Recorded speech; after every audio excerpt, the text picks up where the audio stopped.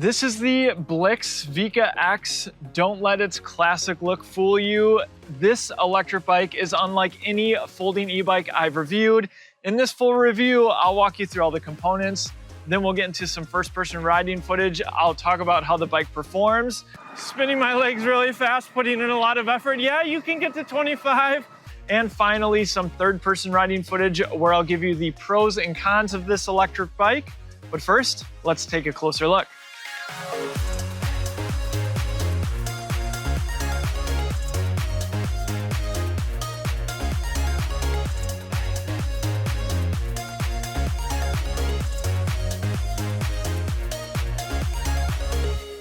I don't like to exaggerate on the channel, so I'm going to give you a quick preview of one of the many cool features on this electric bike. Check this out.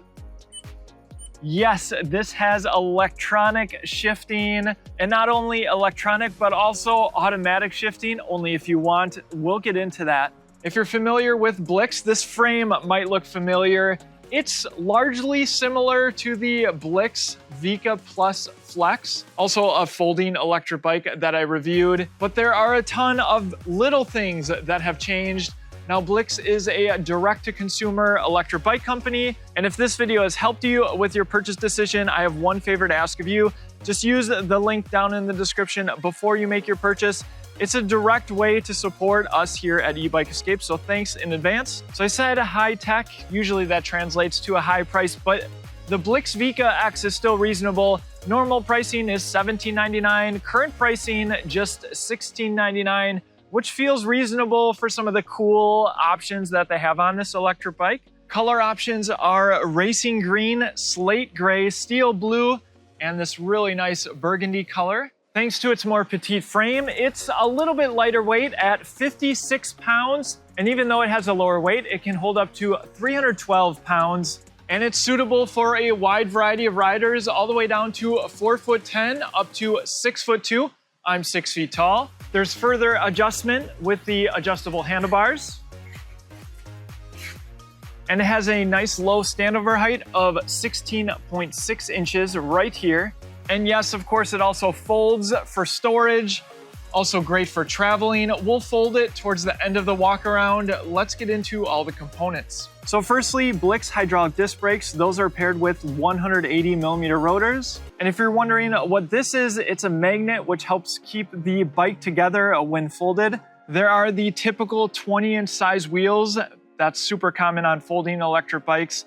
But instead of being fat tires, these are 2.4 inches wide, Innova branded, with a reflective sidewall. Plastic fenders in the front and in the rear. The front wheel attaches with a bolt-on axle. There's a rigid front fork that helps keep the weight down. Blix has tried to find a middle ground to make this lighter than some other folding electric bikes while not compromising on motor power or battery size. 3-bolt pattern on the front. Right now it's a badge, but you can add their front rack and basket. We'll go through all the folding mechanisms later when we fold this electric bike. The cable wrapping is very nicely done. It runs externally throughout the frame. Not expected on a folding electric bike. This bike has a high beam as well as a low beam. 120 lux on the high beam, 70 on the low beam. And they added these sleek lights right into the rear rack. It's brake actuated. And also we have turn signals, which is a cool feature. Moving to the handlebars, relatively straight T-style handlebars and quite a bit of adjustment depending on your height, all the way up to the minimum insertion point. And here's where it gets really interesting in the cockpit. There's nothing like this at this price point. So first off, we have locking ergonomic grips, matching Blix hydraulic disc brake levers with motor cutoffs. Let's jump to the right side. We have a right-hand twist grip throttle. And then we have the high beam off and the low beam, the turn signals, and then yes, we even have a horn and it's loud. So first, the controls are on the left. We'll call these the paddle shifters, up and down. Power button's located behind here. Blix on boot up. And so hitting the power or the M button located behind the shifters, that will change pedal assist, auto, eco, tour, and turbo. Now when you're in auto, you can hold the plus button on the paddle shifter, indicator here, and that enables automatic shifting. And then yes, hitting plus or minus will change gears, not pedal assist levels. Remember, that's the button behind here. And it tells you what gear you're in at the top. You can just go down one gear when you're not moving. There's time at the top, battery capacity, current speed, and then we have a range estimate in the bottom left and trip in the bottom right. And the lights here coincide with your pedal assist level. Holding the minus button here will engage walk mode. And then yes, there's one more button located beneath the display right here. Gives you a ton of information. Moving time, speed, cadence, power, over to max speed, average cadence, average power. And then how much power you're putting in versus the motor, battery capacity, odometer.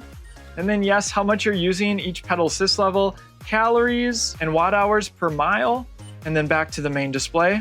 And then Blix has their app. They're still working on it for the Vika X, though I was still able to change the top speed to 28 miles per hour, which I'll be able to show off. Moving on, we have plastic folding pedals, push in and tilt up. There's a rear mounted kickstand, and this is where the battery is located, right behind the seat tube. To remove the battery, I'll turn the keys to the left here. This is your standard Shark style battery with the mount. It is a 48 volt, 12.8 amp hour battery. The battery is UL 2271 certified. The entire bike is UL 2849. Charger port right here. It can be charged with the included 2 amp charger. And yes, for safekeeping, highly recommend a battery bag. This is the size small, available at shop.ebikeescape.com. Thank you so much for your support. Also check out some other high quality e-bike accessories. And it's a roll top bag, and you even have a handle. We'll put the battery back in, simply line up the grooves and turn the key to the right. That will lock it and allow the bike to turn on. There's a pretty standard seat. There's the other end of the magnet, hydraulic disc brakes, and the rear rack has a 27 kilogram max capacity, and it has MIC compatibility. Not sure what MIC is? Well, it allows you to install cool accessories like this one that are MIC compatible, and it just snaps into place, not going anywhere. This is our Dairyman MIC basket, but we also have zippered bags if you prefer. And then they come with this little key for when you want to remove it. So if you want to pick up some MIC accessories, also check out shop.ebikeescape.com. There's a look at the 500 watt motor, and it's engaged with a torque sensor. We'll see how it performs up our hill climb test and see what the max speed is. 8 speeds back here, 13 to 32 teeth. And the drivetrain is by Microshift. Let me walk you through the electronic shifting just so you can see it as I pedal. So every press of the paddle, it goes up or down. Super cool. And then there's this nice chain guard and of course the front chain ring. Next, let's fold it. So optional, you can lower the seat. We can also lower the handlebars. Make sure the bike is off. We'll fold the pedals, push in, tilt up. Usually the left one pointed at a downward angle works pretty well. Next, we'll fold the handlebars. We'll push in the silver button here and then pull out. There's a button on the other side that fully releases the handlebars. Fold those down. And then you have the main release. I'll lift up here and then pull out. And this bike is just going to be a little bit easier to fold because it is lighter weight. Make sure the latch is completely off the frame. And I'll bring it around. And then, yes, the magnets bring the frame together. And then what's great is I can hold it even by one side, and that's not coming apart. And it's super compact compared to some of those fat tire folding electric bikes. There's a nice stand that it can rest on, and compared to some other folding electric bikes, you don't have to worry about cables getting crimped because these cables run externally. There's 2 bottle cage bosses on the seat tube right here. And so yes, this is pretty easy to move around, especially if I removed the battery. But you know what makes it even easier? A tote. This is a new one that I just picked up. We'll have a link in the description. Now what's great, just throw your folding bike in there, throw the tote in your vehicle. You can have one person on each side, or you can lift it yourself if you'd prefer. But what's cool about this one is, yes, it even has wheels, so maybe you want to use a ramp even. That's everything you need to know about the components, but do the high-tech features translate to a nice ride? Let's find out in our first person riding footage. Our first test will be a throttle only, then I'll go through the various pedal assist levels and yes, change it to automatic shifting and see how that feels. Speedometer app to compare to the display. And actually I'm going to raise the handlebars up just a little bit here. And you do have full access to the throttle even with pedal assist turned off. All right, here we go, 3, 2, 1, throttle only. Gentle takeoff to start, but then it gets going, 16, 18, and there's 20 miles an hour. And actually, it looks like we're going to go even faster than that, 26, 27, 28 miles an hour. And that is because I did go into the settings and I changed the top speed from 20 to 28 because I wanted to see how the bike feels getting up to and past 20 miles per hour. Just remember though, as a class 2 electric bike and how the bike likely will come shipped, it will top out at 20 miles per hour. So we're in Eco, the first level of pedal assist, first gear. And remember, this is a torque sensor. So the more power that I put into my legs, the more power I'm going to get from the motor, though I do need to shift up here to provide a little bit more power. Second gear, third gear. All right, nice leisurely cadence, going about 8 miles an hour. But of course, if I put a little bit more power in, I'm gonna shift up to fourth gear. So it's interesting with the shifters, normally they're on the right. With this bike, they're on the left. But I do like the placement, very easy to push with your thumb. But then of course you have the right hand twist grip throttle. So nice to kind of have your controls split up. And in fourth gear, eco level pedal assist, cruising at 11, 12 miles an hour. I could shift up maybe to fifth gear. All right, and I'm gonna hit the button with my index finger and we'll go up to tour. And again, leisurely cadence. Very easy to cruise at 13 miles an hour. Going to shift up to sixth gear. And a little bit more power from my legs. Very smooth engagement. Doesn't feel jerky. 15 miles an hour. Let's push a little bit harder on the legs. There we go. I can hear the motor just slightly more. Let's go into seventh gear.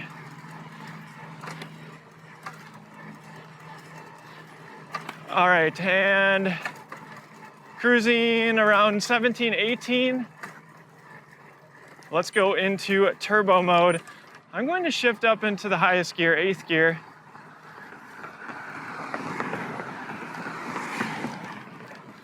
So really easy to cruise at 17 miles an hour. All right, let's see what it takes. See if I can even get to 28. And I am in the highest gear. So what's happening as I'm getting closer to 21, the cadence is just a little fast for my liking. So personally, I would really view this as a class 2 electric bike. It's going to be best to pedal at 20, unless of course you change out the front chainring and do some customizations. And spinning my legs really fast, putting in a lot of effort. Yeah, you can get to 25, but you're not going to want to do it for a long time. Let's do a quick brake test at this small tree here. Yeah, with this lighter bike, no problem with stopping power. All right, now let's go into automatic shifting and the auto level of pedal assist. Now Blix did provide me some settings that they kind of recommended. So put those on the screen and I'm going to shift all the way down. You'll know why in a second. I'm not exactly sold on the automatic shifting. I've been riding it around a little bit. One of the challenges is you just don't know when it's going to shift. With some of the other automatic shifting bikes, you have to kind of pause your legs, and with the NVOLO Automatique, it's a little bit different as well. But so right now, automatic shifting's engaged, auto pedal assist, and so there we go. It just shifted twice, 6th gear. So it shifted really fast into those different gears. I'll demonstrate that again. And this is a perfect example of one of the challenges, because while it seems like you can kind of dial it in really well as you go up in gears, and it feels a little bit more natural, when you're trying to get it to go down in gears, you kind of really have to slow the cadence. And I did a hill before I started filming, and it just wasn't shifting as fast as I would have personally liked. Of course, you can always override it. I can go down to 1st gear if I want to. So maybe with the automatic shifting, you're kind of doing a little bit of both. Maybe it's automatic shifting to get into higher gears, but maybe when you're coming to a stop, you just have it go, or you just shift down to the lowest gear when you come to a stoplight. And I'll just show that again here. So 1st gear, and as my legs start spinning faster, it's running through all these gears. You can maybe even hear the little bit of clunking with the derailleur. So I'm in 5th gear, and of course, if I pedal more, it's just shifted. That shift felt really good. And I'm already in 8th gear here. And you can see we're getting close to 18 miles an hour. And to round out my thoughts, I think I don't love the automatic shifting, partly because I actually like the paddle shifter so much, because it's just so nice to be able to just push a button. If you haven't ridden a bike for a while, maybe you don't like those thumb shifters, maybe you have sensitivities, but pushing a button is really easy. And also the shifting just feels very exact. When you push the button, you just push the button and you know you're going to get in the gear, of course, if your derailleur is adjusted properly. So it's not like the automatic shifting doesn't work or can't work, or maybe you can find some settings that you really like. I personally just like when I'm shifting gears to know exactly when it's happening. All right, with that though, let's get into our hill climb test and see how this motor performs. This is the hill climb test, the hill that I test out all the electric bikes that I review on the channel. The GoPro makes this hill look so much smaller than it is. So we'll put up a picture, as well as the specs of the hill. And we will see how this bike does on throttle only. It feels pretty peppy. We'll pay attention to the minimum speed. All right, hill starting now. There's 20, 19, 17, 16. So far, this is very impressive.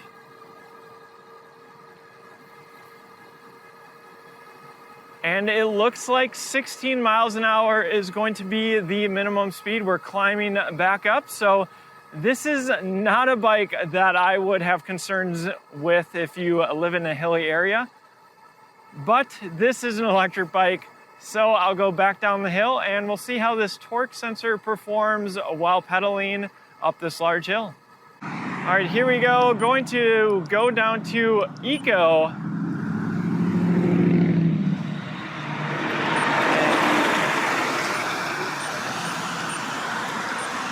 And we'll shift down to 1st gear. Not unexpected. 1st gear Eco, going to be a pretty significant workout. Let's go into Tour. Some relief there, but legs would still feel it at the top of the hill. Now, if I put a little bit more power into my legs, I can creep up the speed a little bit, 8-9 miles an hour. But I'm guessing most people will want to go into turbo. And actually a lot more relief there. 1st gear, I could just spin my legs nice and easy, which this can't be said for other torque sensor electric bikes. Sometimes it's so hard to get more power out of the motor. It's not to say that my legs aren't working, but this would be totally doable. I could maybe even shift up to second gear or third gear here. And of course, more leg power equals more power out of the motor. Cruising at 9 miles an hour, maybe even shift up to fourth gear here.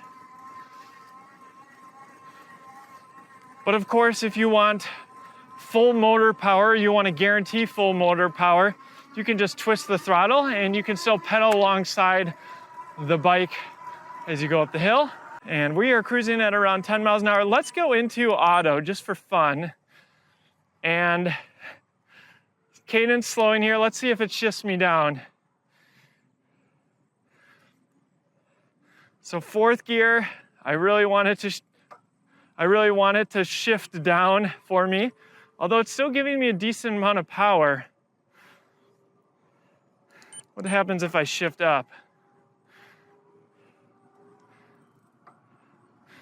So this is kind of what I was explaining. There we go. Now I'm in fifth gear.